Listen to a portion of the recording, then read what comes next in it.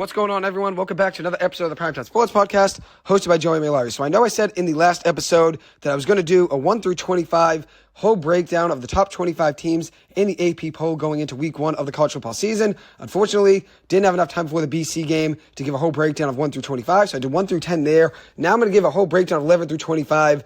And then at the end, I'm also going to give a way too early top 15 mock draft for the NFL 2024 draft in April. So those are just projections now, the way things stand and what I think could happen. So we'll see there. And tough game for BC. Had a brutal loss at home in their season opener today to Northern Illinois. I don't really know where BC can go from here. I thought they were going to be a 7-win team this year. If you lose to Northern Illinois, things are not really looking too positive for the rest of the year, but it is only week 1 at the end of the day. I'll give a recap of that game probably on Tuesday after every single game from week 1 is over with in the college football schedule. So let's start off with number 11 in the country. That is Texas. They were 8-5 last year. I don't see them winning double-digit games this year. I see them going, let's say, 9-3, so just under double digits. Steve Sarkisian is their head coach. I like him a lot. I think he's a very good head coach, but I don't really think Texas is going to be a team that we see in, let's say, the college football playoff this year. That's why I've been going 9-3, so just outside probably the top 10 in the whole season rankings at the end of the year. So going to bowl games, I'd see them just outside the top 10 if things do end up the way I think they could. If you look at it, they did lose Bijan Robinson, so their best running back, the best player last year on their team, is gone. That's a big loss for them, especially on offense. But they do have Quinn Ewers coming back for another year, as well as highly touted quarterback who is now a freshman there, Arch Manning, who is probably not going to play much this year. Maybe he gets a snap if Ewers does struggle. Ewers last year, 15 touchdowns to 6 picks with a rushing touchdown as well. He will not beat you with his legs, though. Really just a big arm quarterback. That's probably the way he's going to beat you. Their number 1 wide receiver is Xavier Worthy, who is back for another year. 2 very productive years for the Longhorns. 60 catches for 760 yards and 9 touchdowns last year, and had 12 touchdowns as a freshman in 2021. I think he's another guy that will be a first-round pick in April. I see him being maybe the second or third best wide receiver in college football. And then they also have tackling machine linebacker Jalen Ford back for another year. Almost 120 tackles last year, 10 tackles for a loss, 2 sacks, 4 interceptions, 2 passes defended, 2 fumble recoveries, and 3 forced fumbles. He's a guy to keep your eye on for Big 12 Defensive Player of the Year. Next up is the number 12 team in the country. That's Tennessee. They were 11-2 last year, but they no longer have their star quarterback, Hendon Hooker. But they do have his backup from last year who stepped in when he got hurt, and that is Joe Milton, a 6'5", 244-pound quarterback who had 10 passing touchdowns last year, no interceptions in 9 games, with a 65% completion percentage, has good speed as well, can scramble and get outside the pocket, but I think the best part of his game is his arm, has a cannon for an arm, can air it out 70 yards with ease and effortlessly, honestly, if you watch his film.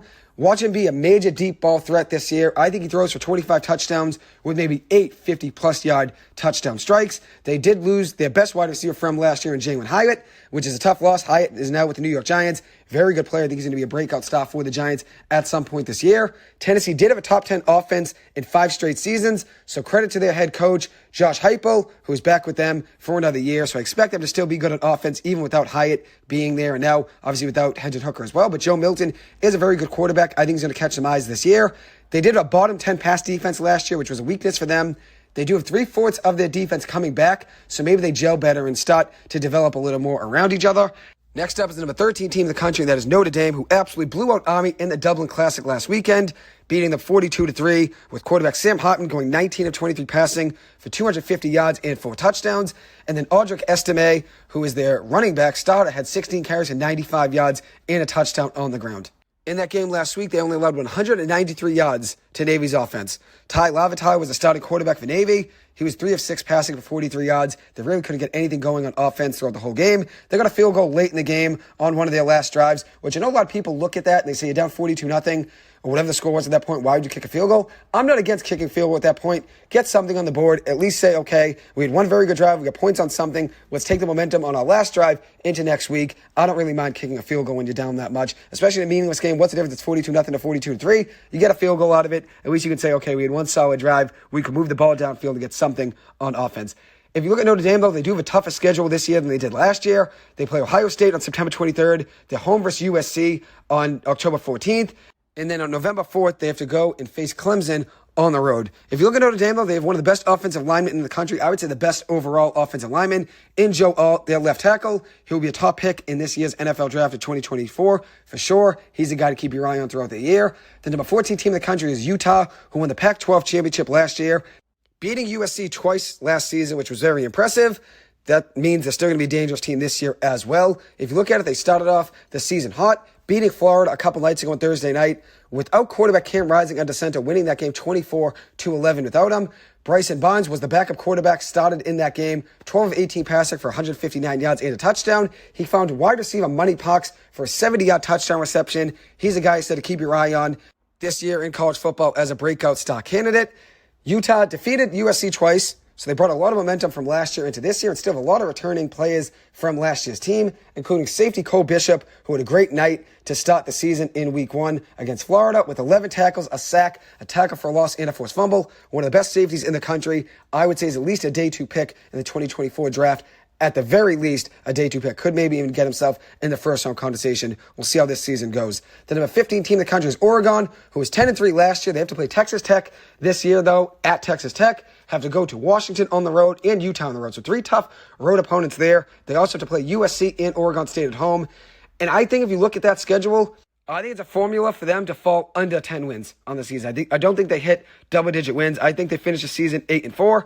Quarterback Bo Nix had a breakout year last season with 29 passing touchdowns and 7 interceptions, with 3,600 yards, 510 rushing yards, and 14 rushing touchdowns, and a receiving touchdown as well. So the question is, can he do it again? I think he's going to have 35 touchdowns combined this year, not 43 again, but you never know. I think he takes a slight step back from where he was last year. I think Oregon's still going to be competitive. I have them going 8-4, but I do not see them being a 10-win team this year. We'll see how things work out. Running back Bucky Irving is back for them for another year. A very talented back that is a threat in both the run and pass game. He had 1,000 yards on the ground last year with 5 touchdowns on the ground as well. And in the year, at 31 catches for 300 yards almost and 3 touchdowns. And then if you look at it, Oregon also has wide receiver Troy Franklin, who had 61 catches, almost 900 yards and 9 touchdowns last year for the Ducks. Had a great breakout season last year. They're hopefully going to have him build off of that this year. If you look at Oregon's defense, they had an average defense last year, averaging 27 points allowed per game, which was 75th in all of college football. So middle of the pack defense. And that's what I think could hurt them a little bit, especially when you have to play Washington, Utah, USC, and Oregon State. I see Oregon going maybe 8-4 on the season. Kansas State, they were 10-4 last year. They're the number 16 team in the country this year in the week 1 rankings. Quarterback Will Howard is back for them. 15 touchdowns last year with 4 picks and 3 rushing touchdowns. They did lose a big part of their offense, and that was running back Deuce Vaughn, who is now with the Dallas Cowboys, so he made the jump to the NFL. But last season, he had 1,500 yards and 12 touchdowns. He's definitely going to be a big loss to them on offense. As for their defense, though, they do bring back their best defensive player, and that is do-it-all linebacker Austin Moore, who had 87 tackles last year with 10 tackles for a loss, 1.5 sacks, an interception, 4 passes defended, a fumble recovery, and 2 forced fumbles. He's a guy to keep your eye on. Kansas State was good both ways last year. They were good on offense and good on defense. They averaged 32 points per game on offense, which was 37th best in the country, and they allowed 22 points per game, which was 29th in the nation as well. So they're good both ways. I see them winning maybe 10 games this year. I have them at 10-2 maybe in the regular season. TCU, the number 17 team in the country, shocked the world last year with a trip to the college football playoff, which proves that anything is possible in sports. The longest of long shots can make a run, and they did just so last year. TCU ended up being one of the biggest long shots before the college football season last year to make it to the national championship game. They ended up getting blown out, though, to Georgia, 65-7, losing that game in the national championship. They are without their starting quarterback from last year, Max Duggan. He is now in the NFL. Kendre Miller, their starting running back, and wide receiver Quentin Johnston all went to the NFL. So they lose their number 1 quarterback, running back, and wide receiver from last year's team. The quarterback now is Chandler Morris, who was a backup last year for them. He threw 1 touchdown last year for the Horned Frogs. And they also picked up former Bama wide receiver JoJo Early in the transfer portal, who had 12 catches for 155 yards and 2 touchdowns last season. The number 18 team in the country is Oregon State, who went 10-3 last season and just picked up transfer quarterback from Clemson, DJ Uiagalelei, who was the starting quarterback for Clemson over the last couple of years. He was with Trevor Lawrence 1 year as the backup quarterback in 2020, even played in a couple games where Trevor Lawrence had COVID. Then he played 2 years at Clemson as a starter. Honestly, he wasn't a bad quarterback at Clemson. Just for Clemson standards, though, he had to be better, especially considering they wanted to win a national championship. And after Trevor Lawrence leaves, it was supposed to be a seamless transition between Lawrence and Uiagalelei, and that wasn't the case. He never really took that next step there at Clemson, so he transfers to Oregon State, who will play San Jose State this week. And you already know, I think Chevin Cordero was going to ball out in this game. I think he throws a couple passing touchdowns, maybe 2 to 3 touchdowns. Even though Oregon State's defense is much better than USC's, and last week, San Jose State was able to score 4 touchdowns versus USC's defense, and also had 3 passing touchdowns from Chevin Cordero to Nick Nash. I think Cordero's capable of 2 or 3 touchdowns this weekend against Oregon State. I think it could be a tough game, though, considering how good Oregon State's defense was last year. But at the end of the day, San Jose State's offense was able to move the ball last week with ease on a good amount of drives against USC. So I'm going to have them scoring at least 3 touchdowns in this game this weekend against Oregon State. Running back Damian Martinez is back in the backfield for Oregon State this year. 982 yards last year and 7 rushing touchdowns. Oregon State excels both ways. As I said, their defense was very good, 16th best in points allowed per game, giving up just 20 per game last year. And they had the 38th best offense in the country in points per game, averaging 32 points per game last season. So another tough game for San Jose State this week, but I think Chevan Cordero is capable of making big plays versus Oregon State, even though their defense, as I said, is much better than what he played against last week against USC. But if you look at it, he's also at home. San Jose State is at home. So Cordero is playing in front of his home crowd in the home opener. Maybe it gives him a little bit of juice there and helps him move the ball a little bit against that defense. As I said, I'm going to have them scoring 3 touchdowns this week, maybe a couple passing touchdowns for Cordero, and maybe a touchdown on the ground by Kyrie Robinson. Next up is the 19th team in the country, and that is Wisconsin, who is now coached by Luke Fickell, his first year with the program from jumping over from Cincinnati. He won a bowl game, though, with Wisconsin last year at the end of the season. I think Wisconsin's the most underrated team in college football besides Washington. I think they're very capable of finishing as a top 10 team in the country. I expect a very strong connection between quarterback Tanner Mordecai and wide receiver Chimere DK, who had a very good year last year, 47 catches for 689 yards and 6 touchdowns. Also had a rushing touchdown as well. I think he's very capable of 10 touchdowns this year with Mordecai. He's a former sprinter in track, so that speed is definitely going to help Mordecai be able to just throw it downfield and just let him find the ball in the air on a streak. Mordecai is coming over from SMU, where he was very successful as a quarterback there. He had a very big game against Houston last year, where on November 5th of 2022, he was 28 of 37 passing with a 76% completion percentage, 379 passing yards, 9 passing touchdowns. And let me repeat it, 9 passing touchdowns, 8 carries for 54 yards, and a rushing touchdown as well. For 10 total touchdowns in that game, SMU ended up beating Houston on that day, 77-63. He finished last year for SMU with 33 passing touchdowns, 10 interceptions, and 2 rushing touchdowns. And in 2021, he had 39 passing touchdowns to 12 picks. I think he's very capable of a big year this year. I think Mordecai goes for, let's say, 40 passing touchdowns this year is my projection.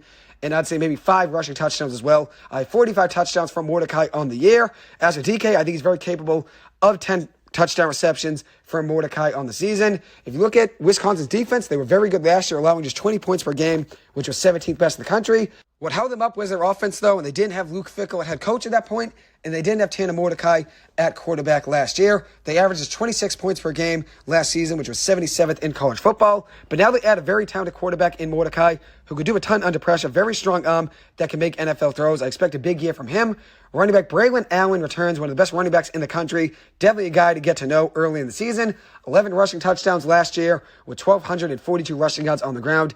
He's in position for a big year this year for Wisconsin. I expect him to have maybe 15 touchdowns on the ground, considering now they have a better offense. He's going to have more red zone opportunities. I expect him to score a lot this year. They did lose John Torchio, who had 5 interceptions for them last year, and also Nick Herbig, who had 11 sacks last year for that Wisconsin defense. But they do add former Boston College defensive back in Jason Maitre. He's going to help out in the defensive backfield. 42 tackles last year with 2 tackles for loss and interception and 6 passes defended for the Boston College Eagles defense.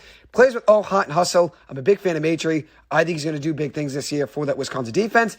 Wisconsin does have to play Ohio State in Week 9 and Iowa in Week 7, but I think they're in position to make a run in the Big 10 East. I think they're one of the most underrated teams in the country with Washington. I expect both those teams to be top 10 teams by the end of the season, even though Washington is already considered a top 10 team anyways, at number 10 right now. I think both those teams finish as a top 10 team. I think Washington has a chance at the college football playoff, which I just said in my episode earlier. The number 20 team in the country is Oklahoma, who struggled heavily on defense last year, allowing 33 points per game, which was 99th in the country. Their offense scored 33 points per game. So they gave up 33 game, they scored 33 game. Their 33 points per game on offense was 33rd best in the country, but they did lose starting running back Eric Gray to the NFL draft, being drafted by the New York Giants. Gray last year had 1,300 rushing yards and 11 rushing touchdowns. Their quarterback is back, though, for the Oklahoma offense, and that is quarterback Dylan Gabriel, who had 3,100 passing yards last year, 25 touchdowns, 6 interceptions, 315 rushing yards, and 6 rushing touchdowns for the Sooners offense. They lost their 2 best receivers, though, in Braden Willis and Marvin Mims, both of them going to the NFL, so they're going to have to make up that offensive production on the year.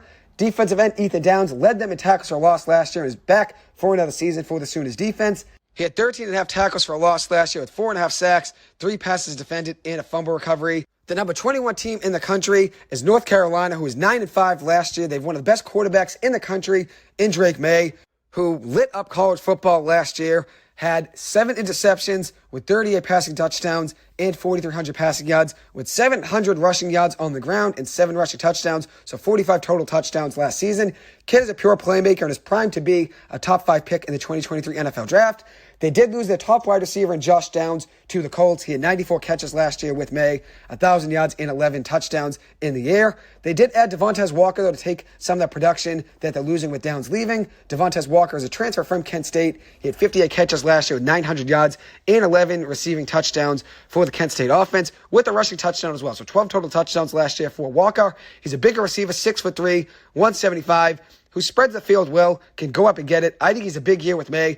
I'm thinking 70 catches for 1,300 yards and 14 touchdowns. That's just a projection. I'll take 12 touchdowns this year from him, considering he's going to play better defenses now in the ACC than he had to play against in the MAC. UNC's defense is returning one of the best linebackers and one of the best defensive players in the country, and that is Cedric Gray, who is back for another year with the Tar Heels defense. Had 145 tackles last season with 12 tackles for loss, a sack, 2 interceptions, 6 passes defended, 2 fumble recoveries, and 3 forced fumbles. The kid is a pure playmaker and does it all. Great pursuit when making tackles, and he's also been very good in coverage over the last year for North Carolina. Holds his own in coverage, which is very much needed in today's day as a linebacker in college football and honestly the NFL in general. He's a guy to keep your eye on. UNC went 9-5 last year. I expect them to win 9 games again this year, maybe 10. We'll see. I think they have a tougher schedule this year, though, than they did last year. If you look at it, they were 9-5 last year.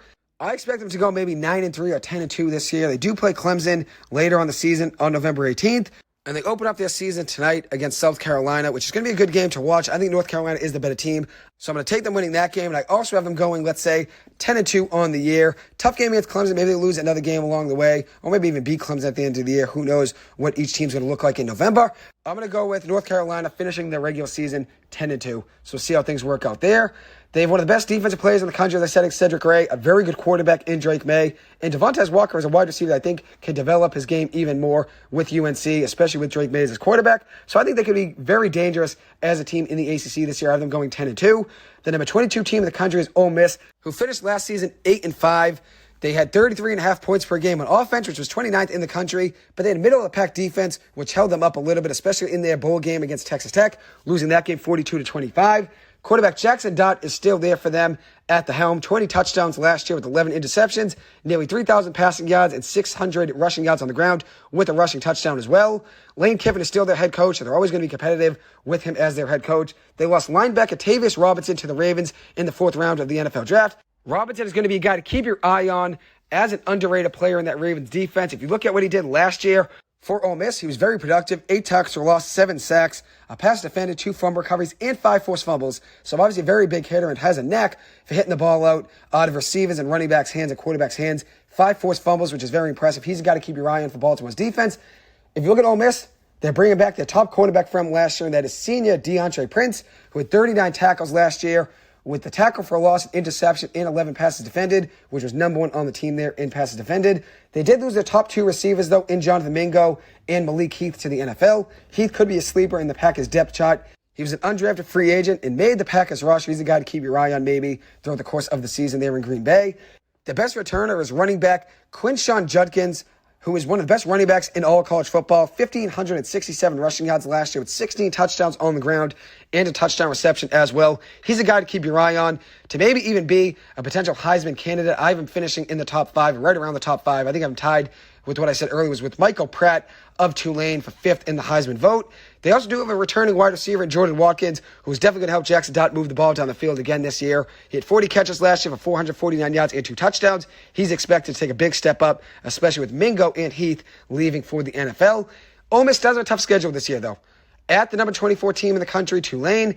At the number 4 team in the country, Alabama. At the number 5 team in the country, LSU. Versus the number 23 team in the country, Texas A&M at home. And then at Georgia. So that's 5 tough games there. 5 tough games. I think they probably go 2-3, 3-2 in that stretch at best. So with that tough schedule, having to face the number 1, number 4, and number 5 teams in the country, I think it's going to be tough for them to be a 10-win team this season. I think they're capable of winning maybe 2 or maybe 3 of those 5 games. But if you look at it, I think they lose to Alabama. I think they lose to Georgia, and then probably lose one game between A&M, LSU, and Tulane. So at the end of the day, I have them losing, I'd say, at least 3 games in the season. I do not have them finishing with double-digit wins in the regular season. That's got to be one of the toughest schedules in the country, though, having to go up against Alabama, LSU, and Georgia. Not really easy of a schedule there, but Lane Kiffin's a very good head coach. We'll see what Ole Miss does this year. And if Jackson Dart takes a step up at the quarterback position for them, the number 23 team in the country is Texas A&M. They were 5-7 last year. Cornerback Connor Weigman is back at quarterback for them. He played in 5 games last year at 8 passing touchdowns with no interceptions and a 55% completion percentage with 3.6 yards per carry. Does like to run the ball a little bit as well. They lose Devon Achane, who was their top running back last year, goes to the Miami Dolphins. I think he's a sleeper in fantasy football this year. He's a kid that's going to make plays, adds explosiveness, has like a 4.3 40-yard dash, and already adds speed to an already fast-paced offense. I think he's going to do big things there in Miami's offense this year with Jalen Waddle, Tua Tagovailoa, and Tyreek Hill. That offense is primed to put up top numbers in the NFL. Texas A&M's top receiver last year was Evan Stewart, who led them in receptions and in receiving yards last year. He's back for another season on that offense. 53 catches for 649 yards last year and 2 touchdowns. I expect him to put up his touchdown total this year, maybe to 5 touchdowns. I'd say 800 yards, 5 touchdowns, and maybe 65 catches. I think he goes up a little bit this season and makes more plays for that A&M offense. As for the Aggies, though, defense wasn't the issue for them last year. It was that offense. Their defense averaged only 21 points allowed per game, which was 25th best in college football. Offense, though, only averaged 23 points per game, which was 107th in all college football. So the defense wasn't the issue, it was their offense. They have to get better offensively this year. And without A-Chain as their starting back, that's definitely a loss. We'll see if they can add explosiveness elsewhere with A-Chain being gone. A guy to keep your eye on is hard-hitting safety Damani Richardson, who had 73 tackles last season for the Aggies defense, with 2.5 tackles for loss, an interception, 5 passes defended, 2 fumble recovery touchdowns, and a forced fumble. He's now an experienced senior and definitely a guy to keep your eye on. One of the best defensive backs, though, I'd say, in the SEC, and very hard-hitting safety. I'd like to see him do big things this year for that Aggies defense. And they still have Jimbo Fisher as their head coach. Very good college football coach over his career. He'll figure out a way to make them a better team this year. They went 5-7 last year. I expect them to make a bowl game this year, maybe win 6 games. Now on to the number 24 team in the country. That is Tulane, who was 12-2 last year, one of the most underrated teams in the country last season, partly because of their quarterback, who was also one of the most underrated players in all college football last season. That was Michael Pratt, who lit up USC's defense in their bowl game last year between USC and Tulane. He had 27 passing touchdowns with 5 interceptions, 3,000 passing yards, 478 rushing yards, and 10 rushing touchdowns last year. He's a guy people should get to know early this season in college football. He's a guy to keep your eye on to have a big breakout season. Last year, 27 passing touchdowns with 10 picks. I think he's capable of going for, let's say, 45 touchdowns this season. I had him finishing, I think, 5th in my Heisman vote, tied with Quinshawn Judkins of Ole Miss, the starting running back there that I just mentioned. I was very torn between who would be 5th between those two, so I just listed them both as 5th and had them tied there since I like both players. I think they can both have big seasons this year yet again. Tulane's starting running back was Tyjae Spears last year, who ends up leaving and going to the Tennessee Titans. He had 19 rushing touchdowns last year with 2 touchdown receptions, 1,581 rushing yards as well. He should get some touches behind Derrick Henry this year, a back that can help you in a ton of ways. He can help you in the pass game. And obviously very strong in the run game with 19 rushing touchdowns. So he's got to keep your eye on, maybe to take some touches away from Derrick Henry and maybe help Derrick Henry not get worn down by the end of the season. Henry's been taking 30, 35 touches a game, for the last 2 seasons for the Tennessee Titans offense. It's really worn him down. 25, 30 touches a game is a lot for a running back. So I think Spears is going to step in and take some pressure away from Derrick Henry in that Titans offense. At least I hope for Derrick Henry's sake, because he has gotten worn down by the end of the season the last couple of years. Tulane's best wide receiver last year was Jaquan Jackson, who's back for another year, 33 catches for 554 yards and 3 touchdowns last year. I expect him to bring his total up to, let's say, 10 touchdowns this year, 800 yards and 55 catches, let's say. That's a big year. It's a big step up. But I think Pratt's one of the best quarterbacks in college football. He's going to find you if you're open. So I expect Jackson to take a big step up this year for the Tulane offense. Their best returning defensive player is cornerback Jarius Monroe, who led them in interceptions last year with 3, also had 8 passes defended, 49 tackles, and a tackle for a loss. He's a guy to keep your eye on over the course of the season. They do a marquee game in Week 2 against Ole Miss. The current number 22 team in the country is Ole Miss. That would be a very good matchup there between Ole Miss and Tulane. Running back Quinshawn Judkins for Ole Miss will definitely help them move the ball. And then Michael Pratt, one of the most electric quarterbacks in the country, considering how good of a year he had last year. I think he takes a big step up this year and is primed for maybe a 45 total touchdown season. I think that game between Tulane and Ole Miss will be a fun one to watch. Now, to close out the top 25 in the country heading into week 1, Iowa is the last team at 25. They were 8-5 last season, but they had one of the worst offenses in college football, averaging just 18.5 points per game, which was 123rd out of 131. But now they bring in Cade McNamara, who is the backup quarterback to J.J. McCarthy last year for Michigan. He played in 21 games for Michigan over his career for the Wolverines with 21 passing touchdowns, 7 interceptions, and 2 rushing touchdowns. I expect them to score more points on offense this year, and that's what really held them up last season, was offense. Their defense was great. They only gave up 13 points per game last season, which was second best in all college football. So they had one of the best defenses, second best in the country in points per game allowed, and the 8th worst offense in points per game at 18 points per game. So that's just a tough duo there when you have a very good defense but a horrible offense. I think Cade McNamara is going to help them out, at least move the ball more than they did last year. Running back Caleb Johnson is back for them as a starting back. Almost 800 rushing yards last year and 6 touchdowns. They need a big year from him. They need 1,000 yards and 10 touchdowns on the ground from him this year. If you have a very good quarterback, it definitely opens up the run game a little more, just like the run game opens up some holes for the pass game. Hopefully, McNamara and Johnson can work together and they can help move that offense down the field more than they did last year. The Hawkeyes offense will be without tight end Sam Laporta, who got drafted to the Lions in this past draft in 2023. He had 58 catches for 657 yards and a touchdown last season. He's obviously a big loss, and they also lost a big part of their defense. Lucas Van Ness, who ended up getting drafted by the Packers in the first round, he had 11 tackles for a loss and 6.5 sacks last season. So they have to make up production for their most talented player on defense and the most talented player on offense. We'll see what they do this year, but they had a very strong defense, and they brought back some pieces from that defense, including cornerback Cooper DeJean, who led them in a very strong secondary last year, had 3 pick sixes, 8 passes defended, 5 interceptions, 3 tackles for loss, and 75 tackles. An all-around elite season there for DeJean. We will see what he does this year for Iowa's defense. Now I'm going to break down my top 15 players in this year's NFL draft coming up. I'm going to do a way too early mock draft for the 2024 NFL draft. Starting off with the first pick, I'm going to have the Arizona Cardinals at 1. I have them taking Caleb Williams, quarterback out of USC. I think they end up trading Kyler Murray at some point. I've already said multiple times, I do not believe Kyler Murray is going to win you a Super Bowl. I do not see him as a franchise quarterback. So I think they're going to end up taking Caleb Williams and look to trade Murray elsewhere. With the second pick, I have the Colts taking Marvin Harrison Jr., wide receiver out of Ohio State. Third pick, Washington Commanders. I have them taking quarterback Drake May out of UNC. I think Sam Howell's going to have a good year this year, but I think Drake May is going to be tough for them to toss up. I think they end up choosing a different UNC quarterback. They already have Sam Howell. Now they're choosing another UNC quarterback in Drake May. I think Howell's going to have a decent year, though. I think he could go for, let's say, 28 passing touchdowns and 15 picks. I think he's going to be throwing touchdowns every week, as well as making some mistakes and throwing picks, because he's going to try to throw into some tight windows, maybe throw a lot of deep balls to try to hit Terry McLaurin and Jahan Dotson deep. I think he's capable of 25 touchdowns. I'd say 28 might be a lot. I'm going to 25 touchdowns to Sam Howell this year, maybe 13 to 15 picks. But I think if you have a chance at Drake May, I don't think Washington's going to pass that up as of now. I have them taking Drake May with the 3rd overall pick. With the 4th overall pick, I have the Tampa Bay Bucks taking Michael Penix, quarterback out of Washington. I think he's one of the most talented players in all of college football, and I have him winning the Heisman this year. I'm very confident in him and what he can do.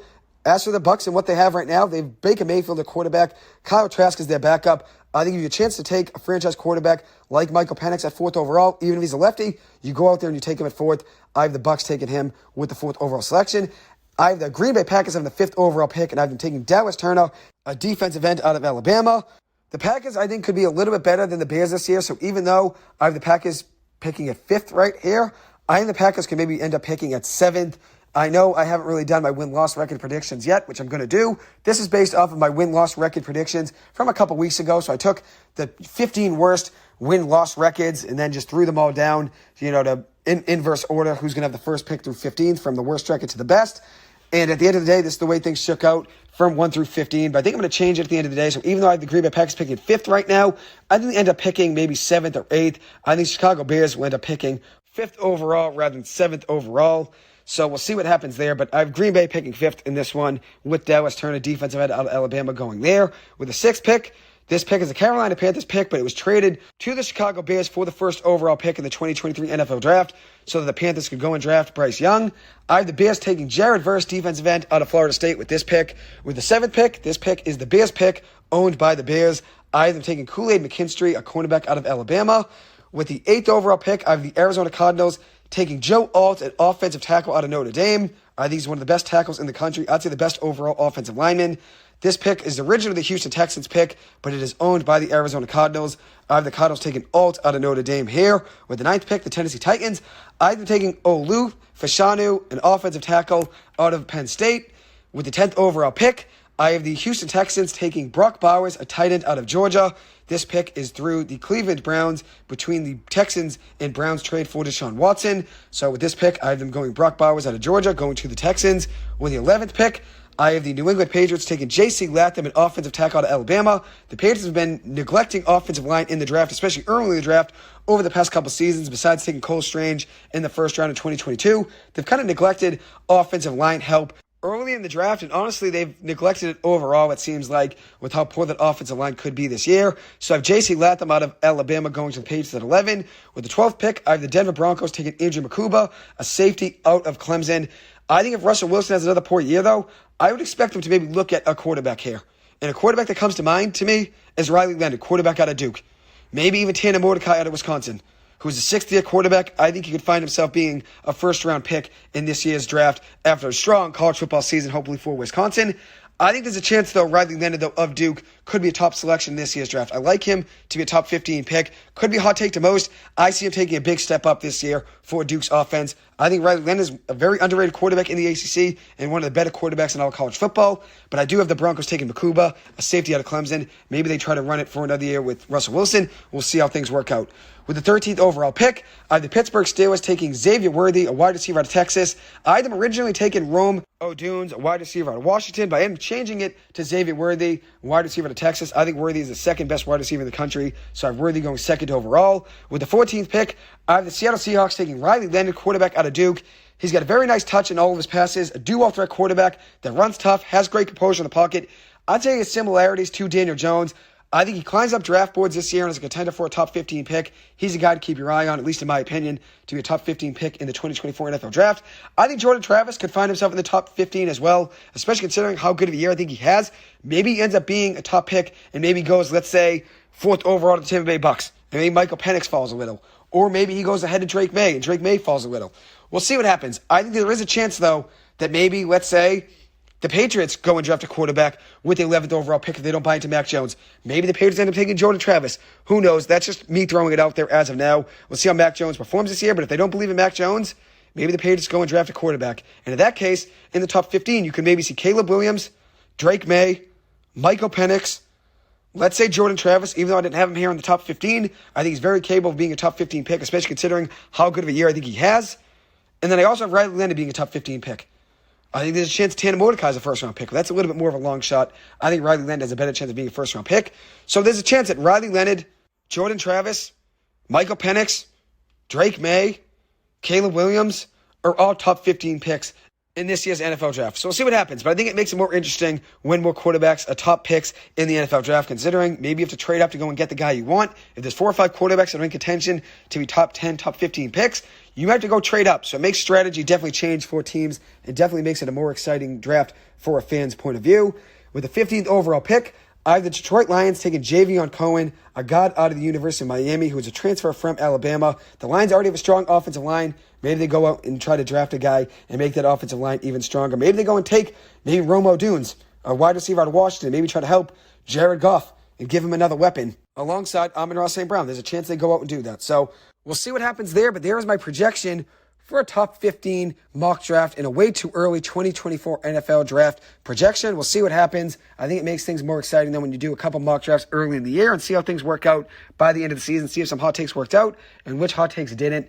I probably will record another episode, I'd say, on Tuesday when I'm going to give a whole recap of the Week 1 college football season, including a brutal loss earlier today for the Boston College Eagles against Northern Illinois. Not really too sure how they end up losing that game. I was very high on the Eagles this year, maybe winning 7 games. But if you're losing to NIU to start the season, a team that really struggled last season in the MAC, you're probably not going to go out and win 7 games, at least the way things stand now.